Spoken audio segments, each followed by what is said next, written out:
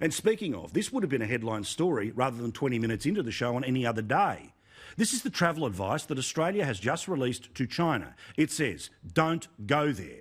In part because it says that authorities have detained foreigners because they're endangering national security and Australians may be at risk of arbitrary detention.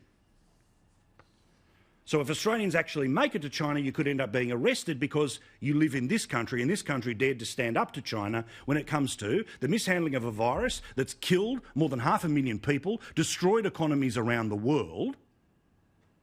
But then, of course, here in Australia, the alternative government, well, they don't want to talk about it at all.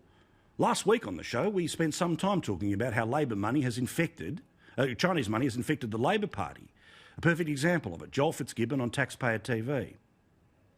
There's a thing called diplomacy, and we don't unnecessarily have to be criticising the government of China when there's no need to be doing so. I think when there's a chance of our citizens being arbitrarily detained, we can criticise them, mate.